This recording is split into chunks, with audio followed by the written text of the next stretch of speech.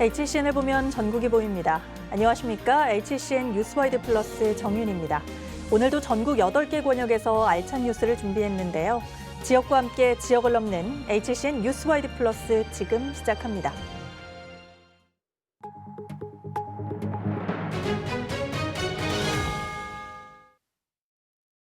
인천 아파트 지하주차장에 이어 충남 금산에서도 전기차 화재가 이어지며 불안감을 호소하는 분들이 많아졌습니다. 충북에선 아직 피해 사례가 없지만 전기차 지하주차를 막아야 한다는 여론이 일고 있는데요. 전기차 차주들은 억울하다는 입장입니다. 남궁형진 기자의 보도입니다. 인천 전기차 화재에 이어 6일 오전 충남 금산 한 주차타워에서도 충전 중이던 전기차에서 불이 났습니다. 불은 1시간 37분 만에 꺼졌고 인명피해는 없었지만 전기차 화재 우려는 다시 불이 붙었습니다. 전기차가 잠재적 발화 요인이 될 수 있다는 불안감이 커지는 겁니다. 실제로 전기차에서 불이 나면 배터리 셀이 연쇄 폭발하며 온도가 1000도 이상 올라가는 열폭주 현상이 일어나 진화가 쉽지 않습니다. 특히 지하주차장은 높이 때문에 소방차의 접근이 어려워 인천 사례처럼 대형 화재로 번질 가능성이 큽니다. 주민들은 불안하다고 말합니다. 여기 뭐 반장 협의회나 뭐 이런 것도 있을 거란 말이에요. 자체적으로. 그럼 이걸 이제 지상으로 옮겨서 불이 또 나더라도 피해를 그럼 줄일 수가 있잖아요. 아무래도요. 그래서 이제 그런 걸 한번 건의해 보라고. 아직 충북에서는 전기차 지하주차를 막는 사례는 알려지지 않았지만 온라인 부동산 커뮤니티에선 이미 여론이 일고 있습니다. 전기차 차주들은 억울하다고 입을 모읍니다. 주차 공간과 충전 시설 등을 고려하면 지상에만 주차하기 어려운데 잠재적 화재 요인이라는 따가운 시선에 지하주차장 사용까지 못한다면 누가 전기차를 쓰겠냐는 겁니다. 차만 주차했으면 주차 공간을 마련해줘야지 될 텐데 그렇다고 해서 거기에서 안전성의 위험이 없다고 보장 못 하잖아요. 이에 충북도는 지난해 충전시설 5개 설치 법률 개정을 중앙부처에 건의한 데 이어 타 지역 사례를 근거로 도 담당 부서와 각 시군에 조례 개정 검토를 요청했습니다. 충청남도하고 경상남도가 충전시설을 지상에 설치하도록 조례를 공고하는 조례를 지금 개정을 한 상황이어서 우리 도에도 이런 사항 관련 부서랑 시군에 전파를 드렸어요. 이런 부분. 기술적 원인 분석과 재발 방지에 상당한 시간이 소요될 것으로 보이는 가운데 지하주차장 방제시설 확충 등 보완 대책이라도 서둘러야 할 것으로 보입니다. HCN 뉴스 남궁형진입니다. 35도에 육박하는 무더위가 연일 계속되고 있는데요. 전기료 부담 때문에 에어컨을 틀지 못하는 취약계층은 여름나기가 더욱 힘겹습니다. 정주영 기자의 보도입니다. 서초구 남태령 비닐하우스촌. 태양열로 달궈진 지붕에 아지랑이가 피어오릅니다. 지붕의 뜨거운 열기는 고스란히 집 안으로 들어옵니다. 지붕이 낮으니까 이게 내를 찍는 것이 뜨겁죠. 전기세 부담에 에어컨이 있어도 틀지 못합니다. 그렇게는 무서우니까 못하죠. 그 더워도 참고 살아야지. 관악구 남곡동의 무허가 판자촌. 이곳에서도 힘겨운 여름나기가 이어지고 있습니다. 집 안으로 들어온 한여름 열기를 식혀줄 건 선풍기 한 대뿐. 낮에요. 막 낮이면 제일 덥습니다. 막 33도, 34도 바깥에 올라갈 때는 땀이 형평 없습니다. 물로 부순 것 같습니다. 막 나가시 쯤 한 시간 동안 좀 시원합니다. 그럼 또 나가서 물로 쓰죠. 하루에 한 5-6번씩. 아직 오전인데도 집안 온도계는 31도가 넘었습니다. 이렇게 방 안에는 에어컨이 있지만 4년 전에 고장나 멈춰 있고 옷장은 여름 내 쌓인 습기를 빼려는 듯 열려 있습니다. 기초생활수급비와 노령연금 등을 합쳐 쓸 수 있는 돈은 한 달에 60만 원 남짓. 기본 생활비와 병원비, 약값으로 나가는 돈에 에어컨 실외기는 고칠 엄두를 못 냅니다. 폭염이 갈수록 심각해지는 만큼 취약계층에 대한 보다 적극적인 구제책이 필요하다는 주장이 나오는 이유입니다. 전기료나 이런 거 감당이 굉장히 어려운 거거든요. 에어컨이 있어도 정부 지원이라는 것도 한계가 있어서 지방 같은 경우에는 그 경로당에 이렇게 그룹홈처럼 같이 사시기도 하거든요. 그런 공동주택처럼 이런 대안도 필요하지 않을까. 올여름 폭염으로 숨진 사람은 13명. 생존에 문제가 걸린 만큼 취약계층에 대한 세심한 관심이 필요합니다. HCN 뉴스 정주영입니다. 한국 남자 양궁 에이스 김우진이 파리올림픽에서 남자 양궁 사상 첫 3관왕 위협을 달성했습니다. 올림픽 무대에서 모두 5개의 금메달을 획득한 김우진은 양궁 김순영이 갖고 있던 한국 하계올림픽 개인 최다 금메달 기록을 경신했는데요. 김 선수의 쾌거에 단체 응원전이 열렸던 청주와 그의 고향 충북 옥천까지 들썩였습니다. 보도에 박중혁 기자입니다.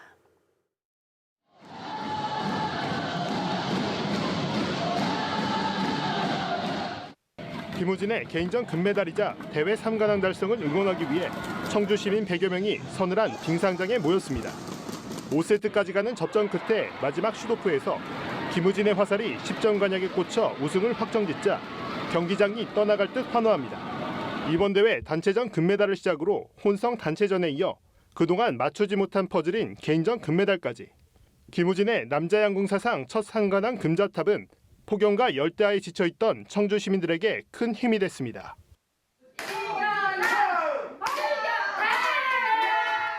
김우진의 금빛 화살이 10점 관역을 꿰뚫는 순간 그의 고향인 옥천군 이연면도 환호에 휩싸였습니다. 세 번째 도전만에 개인전 금메달까지 손에 넣은 김우진. 이로써 올림픽 무대에서 총 5개의 금메달을 획득하면서 김순영과 진종호가 세운 한국 하계올림픽 개인 최다 금메달 기록을 경신했습니다. 옥천의 아들, 또 충북의 아들, 대한민국 김우진 선수가 큰일 냈습니다. 큰일 냈어요. 3관왕도 했을 뿐더러 30대 초반의 나이지만 전성기를 구가하고 있는 김우진의 올림픽 도전은 현재 진행형입니다. 김우진은 3관왕 달성 이후 현재 은퇴 계획은 없다고 말한 뒤 새로운 목표를 향해 나아가겠다며 4년 뒤 LA 대회까지 노리겠다는 포부도 밝혔습니다. 네, 아직 기량은 최정상에 있고요.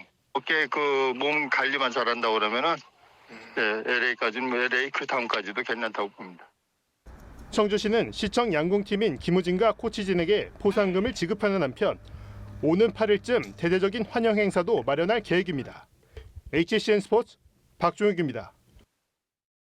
파리올림픽 유도 개인전 은메달과 단체전에서 동메달을 딴 허미미 선수가 귀국하자마자 5대 조부인 독립운동가 허석 선생의 추모비를 찾았습니다.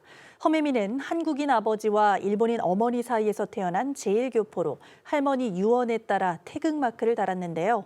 다음엔 금메달을 가져오겠다고 약속했습니다. 최연철 기자의 보도입니다. 다음에는 금메달을 가지러 오겠습니다.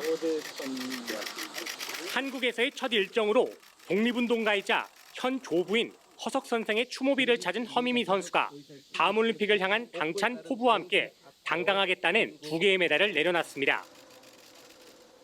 파리올림픽 여자유도 57kg급 은메달에 이어 혼성단체 동메달까지. 처음에 왔을 때는 제가 좀 자랑해줬으면 좋겠다 그런 생각이 들고 여기까지 좀 열심히 했는데 아쉽게 금메달이라서 그래도 메달을 그렇게 가지고 올 수 있어서 정말 행복합니다. 꿈에 그리던 올림픽 메달을 따낸 허 선수는 행사장에서 시종일관 밝은 웃음을 잃지 않았습니다. 제1교포 출신의 허미미는 한국의 국가대표가 됐으면 한다는 할머니의 유언에 한국행을 결정했고 경북체육회 입단이 유도 인생의 전환점이 됐습니다. 근데 저렇게까지 한국에 와서 하려고 하는 모습을 보니까 제가 어떻게 도울 방법이 없을까 생각하다가 그래서 제가 선수 등록 과정에서 독립운동가 허석 선생의 후손임이 확인되면서 허 선수에게 태극마크의 의미도 그만큼 커졌습니다. 사실 처음에 알게 되고 좀 부담감이 있었는데 지금 엄청 이렇게 한국 대표 이렇게 시합 나가는 것도 행복하고 정말 행복합니다. 지난 올림픽에서 노메달에 그쳤던 한국 여자 유도는 리우 올림픽 이후 허미미가 8년 만에 값진 올림픽 메달을 따내며 부활의 발판을 마련했습니다. HCN 뉴스 최현철입니다. 사실적시 명예훼손죄라는 말 들어보셨을 겁니다. 말 그대로 사실을 언급했다는 것이 처벌로 이어질 수 있다는 건데요. 진실을 말하는 것이 죄가 될 수는 없다며 사실적시 명예훼손죄 폐지를 주장하는 입장이 존속을 주장하는 입장과 평행성을 달리고 있습니다. 사실을 말한 것이 무조건 죄가 되는 걸까요? 최연광 기자가 알아봤습니다.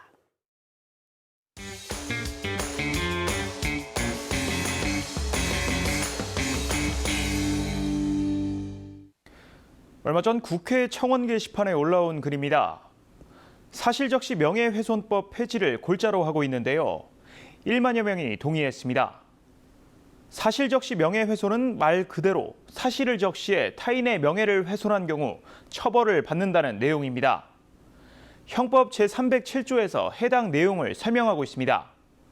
사실을 적시해 타인의 명예를 훼손했을 경우 2년 이하의 징역이나 금고 또는 500만 원 이하의 벌금에 처한다는 겁니다. 표현의 자유와 인격권 보호 사이에서 이와 같은 청원이 올라온 겁니다. 실제로 검찰은 이른바 부산 돌려차기 사건이나 압구정 롤스로이스 사건 등의 가해자를 공개해왔던 유튜버를 사실적시 명예훼손 혐의로 벌금형 약식 명령을 청구한 바 있습니다. 그렇다면 실제로 공공연하게 사실을 유포한 경우 모두 처벌받는 것일까요? 해당 청원의 타당성을 검증해봤습니다.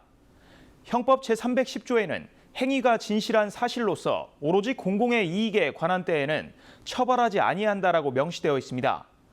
공익을 위한 사실 유포는 경우에 따라 처벌받지 않을 수도 있다는 겁니다. 그 내용이 허위인 경우에는 사실인 경우에 반해 가중 처벌되지만 사실인 경우에는 무조건 처벌되는 것이 아니라 그 내용이 진실하고 오로지 공공의 이익에 관한 때는 처벌되지 않습니다. 실제 무죄를 받은 사례를 찾아봤습니다. 한 아파트에서 입주자 대표 회장이 관리비를 유용했다는 등의 내용이 게재된 현수막을 아파트 곳곳에 설치해 명예훼손으로 기소당한 사례가 있었습니다. 법원은 해당 사건에서 입주민의 편을 들어줬습니다. 입주민들이 작성한 현수막 내용이 진실한 사실이거나 적어도 진실한 사실이라고 믿은 사실을 공공의 이익을 위해 적시했다는 이유로 무죄를 선고했습니다. 대법원 판례에서 살펴볼 수 있듯이 사실적시 명예훼손은 표현의 자유보다 명예의 보호라는 인격권이 우선할 수 있지만 공공적, 사회적인 의미를 가진 사안에 관한 것인 경우에는 그를 달리할 수 있다는 겁니다. 사실적시 명예훼손죄의 존속과 폐지에 대한 의견은 오랫동안 엇갈려 왔습니다. 쉽게 매듭짓지는 못할 문제이지만 처벌과 무죄의 경계선을 명확히 알아두고 억울한 피해자가 생기지 않도록 해야겠습니다. 지금까지 화제인 이슈 탐구생활이었습니다.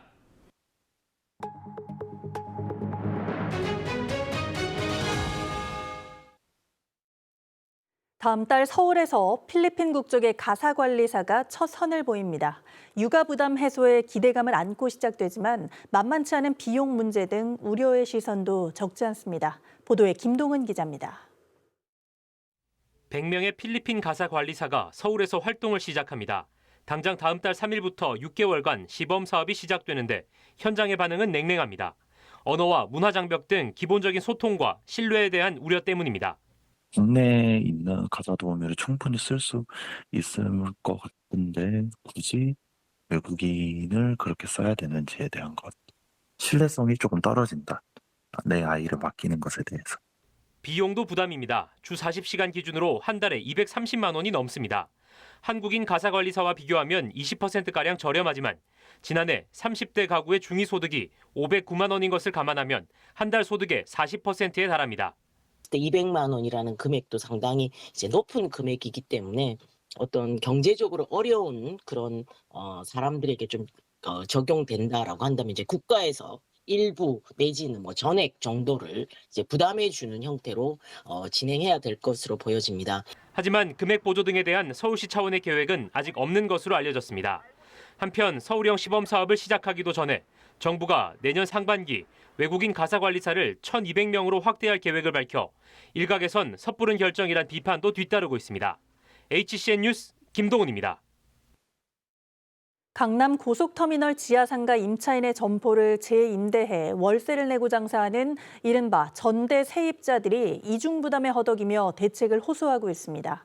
그런데 정작 관리 권한이 있는 서울시설공단이나 상가 위탁 운영을 맡은 고투몰은 불법이라는 이유로 이를 인정하지 않고 있는데요.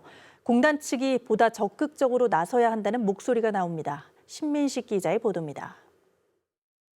고속터미널 지하상가 점포는 620여 곳.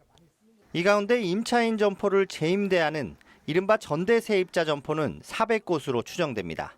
하지만 이를 관리하는 서울시설공단은 전대세입자 자체를 부정하는 모양새입니다. 공단 측은 전대세입자들의 이중임대료 부담에 대한 대책을 묻는 HCN 질의에 현재까지 전대 행위는 확인되지 않았다고 밝혔습니다. 한편 고투몰은 안암리에 전대 행위가 이뤄지는 것을 알고 있지만 직접적으로 관여할 수 없다는 입장입니다. 세입자는 저희는 인정을 할 수가 없는 거죠. 법인은 점포 1차 계약자하고 상대를 하는 것이지 저희 법인에서 홍길동이한테 세를 줬는데 그것까지 뭐 다 할 필요도 없는 것이고.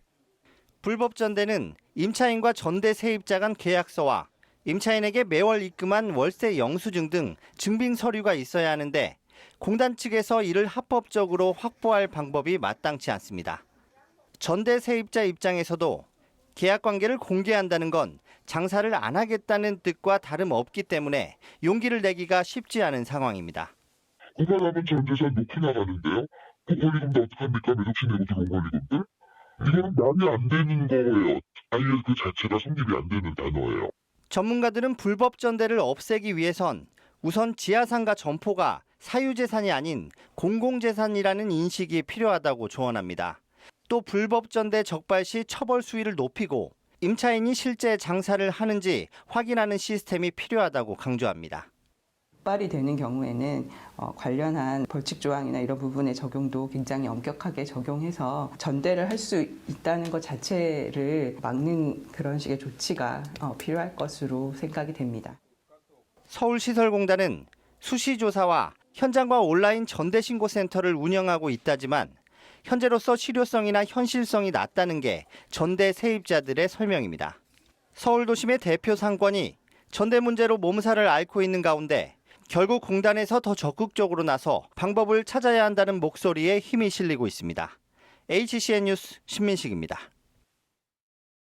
충북개발공사가 충북도청 뒤편에 신청사를 마련했습니다. 이 부지가 국토부 주관 공간혁신구역 선도 사업에 선정되며 공공복합 문화공간을 조성할 계획인데요. CTX 청주도심 통과 노선이 확정되면 충북도청 환승역이 될 전망입니다. 오승훈 기자의 보도입니다. 옛 청주여고 부지에 신청사를 마련한 충북개발공사. 이곳은 상당공원 사거리와 충북도청이 인접한 청주 원도심 노른자 땅입니다. 최근까지 교직원 공제 외 충북회관으로 활용된 곳인데 충북개발공사는 약 140억 원을 들여 올해 4월 해당 부지를 매입했습니다. 그런데 이 부지가 지난달 국토부 주관 공간혁신구역 선도 사업에 선정되며 건폐율과 용적률 상향 등 건축 관련 규제가 크게 완화됐습니다. 기존 250% 이하이던 용적률이 1000% 이상으로 상향된 겁니다. 충북개발공사는 이곳에 지상 20층 규모 건물을 짓고 청년 창업 특화 공간과 복합 환승센터, 공공기관 집적화 시설 등을 만들 계획인데 그중 하나가 바로 CTX 환승역입니다.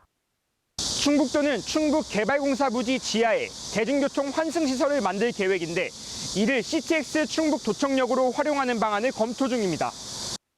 현재 KDI 민자 적격성 조사 중인 CTX 사업이 확정되면 청주 도심을 통과해 청주공항까지 연결되는 CTX 광역철도와 여기에 청주공항에서 신탄진까지 연결되는 청주 지하철 2호선이 만나는 광역철도 환승역으로 활용하겠다는 겁니다.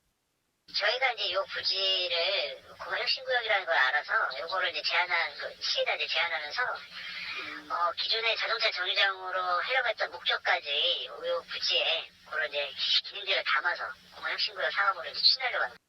다만 충북도는 현재 CTX 광역철도가 민자 적격성 조사 중인 만큼 구체적인 밑그림을 공개하는데 신중한 입장입니다.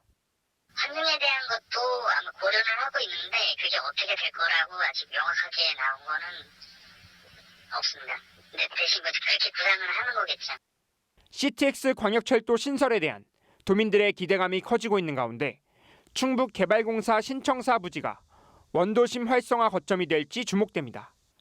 HCN 뉴스 오승훈입니다. K드론이 이달부터 본격적인 배송을 시작합니다. 섬이나 공원 등의 생필품 배달을 시작으로 산업단지와 도서 산간 지역으로 확대될 예정인데 경북에선 유일하게 김천 산업단지 내 배송이 이뤄집니다. 사전 점검도 차질 없이 진행됐습니다. 보도에 이정목 기자입니다. K드론 배송 서비스가 이달부터 본격화합니다. 전국 14개 지자체 32개 섬과 17개 공원, 1개 항만에 치킨이나 피자 같은 음식과 생필품, 구급품 등 3kg 이하 물품 배달이 드론으로 가능해집니다. 경북에선 김천이 유일하게 드론 배송 사업지에 포함됐습니다. 지난해 8월 공원 시범 배달을 통해 가능성을 확인한 김천시는 공원 배송의 본격적인 시작과 함께 산업단지 배송으로도 영역을 넓히기로 했습니다. 드론이 활용이 되는 것은 예를 들면은 도서산간 지역이라든지 접근하기 어려운 지역이라든지 이런 산업단지에서 움직이기에는 드론이 상당히 좋은 매개체가 될 수 있다고 생각을 하고 있고요. 그래서 그런 면에서 드론이 활용성이 앞으로는 더 높아질 거라고 기대를 하고 있습니다. 일반 드론과 달리 배송 드론은 전 운항 경로가 자동으로 운행되지만 기체 오류나 만약의 상황을 대비해 출발지와 도착지에서 2명의 조종사가 정확한 드론 배송을 돕습니다. 스마트 물류도시를 선언한 김천시는 8일 김천산업단지에서 열린 드론 배송 상용화 시연회를 통해 스마트 물류 주도권을 잡기 위한 실행 과제를 점검했습니다. 드론이나 로봇을 활용해서 각 기업이나 각 가정에 이렇게 배달하는 그런 시스템을 만들어 나가고 있고 규제 자유 특구 스마트 그린 물류를 만들어서 자전거라든지 이런 걸 통해서 친환경적으로 한편 국토부는 향후 드론 배송 지역과 품목을 확대하는 한편 지역 특성을 고려한 차별화된 물류 배송 서비스 등을 도입해 새로운 배송 체계로 자리 잡을 수 있도록 한다는 방침입니다. HCN 뉴스 이정목입니다. 평일 야간이나 휴일 소아청소년 경증 환자를 위해 운영하는 달빛 어린이병원. 전국에서 94개 병원이 참여하고 있는데 광역특별자치단체 가운데선 유일하게 경북에만 없습니다.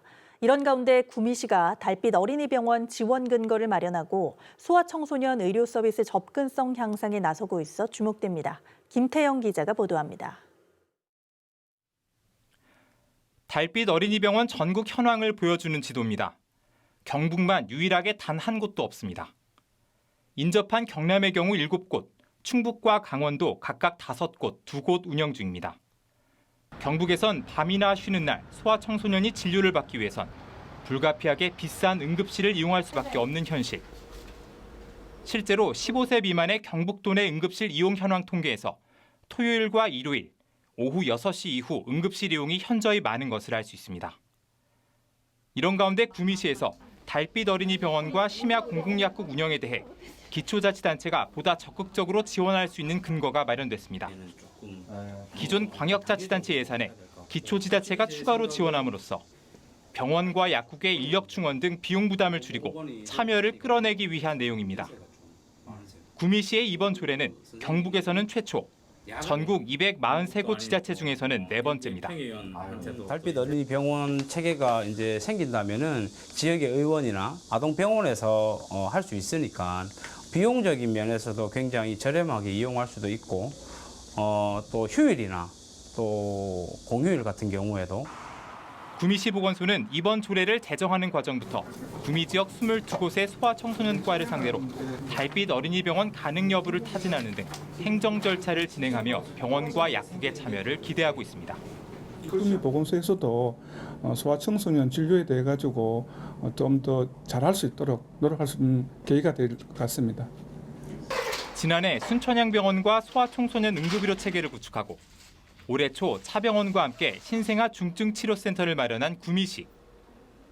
구미시는 올해 안에 해당 병원과 약국을 지정하고 경북도 승인까지 받는 등 내년부터는 달빛 어린이 병원이 운영되도록 한다는 계획입니다.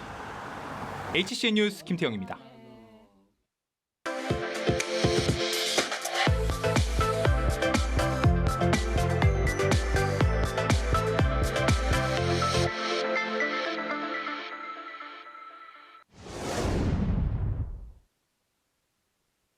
우리 시행사라든가 시공사 이제 보통 이제 건설회사는 우리 시공사하고 시행사는 그야말로 우리 둘이 우리 시행사 하나 만들어 가지고 뭐 합시다. 전국에 시행사가 몇만이에요, 몇만 개. 거의 다 영세업자. 아까 만들었죠. 100억짜리 그 아파트 단지 하나 딱 지려면 우리 3억만 있으면 된다니까요. 그거 가지고 뭐 하냐면 그럼 제휴금융권 가지고 저축은행이나 새마을금고 가지고 야, 우리 돈 좀 빌려달라. 예? 집 그러니까 무슨 당연히 땅부터 사야 되잖아요. 땅을 샀는데 보니까 100억짜리네. 100억짜리면 보통 한 10% 자기 돈 넣고 나머지는 다 브릿지로 다 빌려와요. 그래가지고 해가지고 그다음 인허가 막 얻어요. 그래가지고 어느 정도 되면은 그때 이제 시공사를 찾아요. 시공사를 찾아가지고 그래가지고 이제 본격적인 이제 건설을 시작을 하는데 그때 이제 그 시행사가 시공사한테 내가 이제는 본 PF를 바꿀 테니 그러면 너도 연대 보증을 해달라. 그게 보증을 받아가지고 들어가는 연대 보증. 그렇게 해가지고 이제 건설회사 입장에서 생각하면 어쩌면 시행사가 건설회사 직원이 거기 가서 할 수도 있고요. 직접을 못하게 여러 시스템을 만들어놨어요. 지금 우리나라가. 그러니까 뭐 그런 것도 있고 뭐 여러 가지 이유로 아니면 자기가 또 그 사업을 따오면 자기들 자체적으로 어쨌든 수익도 생기는 것도 있고 그러니까 경쟁하다 보니까 거기다 연대 보증을 했을 수도 있는데 그렇게 되면서 이게 결국은 자기 자본은 전체적으로 보면 3%밖에 안 되는 거. 이건 뭐 제가 3%라고 이야기하는 것이 아니라 그동안 여러 가지 연구 보고서가 나왔고 최근에 KDI 보고서도 그렇게 나왔어요. 우리는 3%밖에 안 된다. 뭐 미국이나 뭐 일본이나 뭐 이런데 호주 같은 데는 다 30%가 다 넘어요. 최소한 30%는 돼야지. 그리고 나머지 돈 빌려가지고 하면 외부의 충격 써도 살아남을 수가 있는데 그게 되지 않은 상태. 그런 상태에서 지금 뭐 건설 분야가 전반적으로 이제 주택 가격이 좀 떨어지려고 하면 당연히 미분양 나타나고 그러니까 그게 위기다 이렇게 얘기하는데 그건 어쩌면 그 자초한 거잖아요. 그러니까 그것이 어느 정도 부실이 털어질 수 있도록 하는 그러한 환경을 마련해 주는 것이 좋은 거지. 그러니까 이거 무조건 막아라.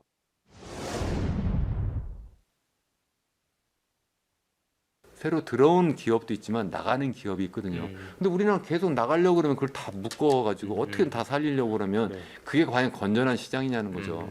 그게 아니라는 거예요. 이게 시장 친화적인 그러한 정책이라고 하는 거는 무조건 규제를 완화하는 것이 중요한 것이 아니라요. 규제를 합리적으로 만드는 것이는 거고 두 번째는 뭐냐면 이 진입과 퇴출이 자연스럽게 이루어지도록 그렇게 해야 되는데 우리나라는 그렇게 하지 않고 있다는 거예요. 그게 좀 큰 문제다. 정부가 계속 뭐 특례자 붙여가지고 이거 갖다가 뭐 계속 돈을 집어넣고 그것도 부족하니까 이제 그 스트레스 DSR 자체까지도 자꾸 뒤로 밀리면서 집값을 자꾸 띄우려고 하면 미분양을 계속 털어내가지고 그 기업들을 갖다 다 살리려고 하는 거잖아요. 부실 위험이 있는 걸 자꾸 퇴출시키면 그게 더 건전한 건데 그 퇴출되면 어떻게 되겠어요? 결국 경공매로 그 기업들이 갖고 있는 그러한 땅들이 자꾸 나올 거잖아요. 그건 누가 사겠어요? 개인이 사겠어요?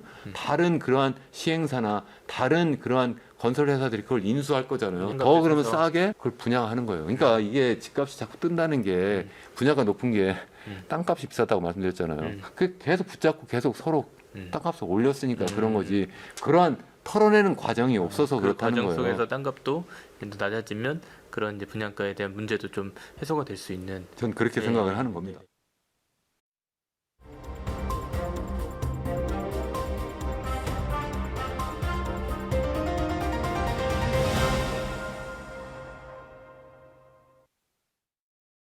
이상으로 뉴스와이드 플러스를 마치겠습니다. 시청해주신 여러분 고맙습니다.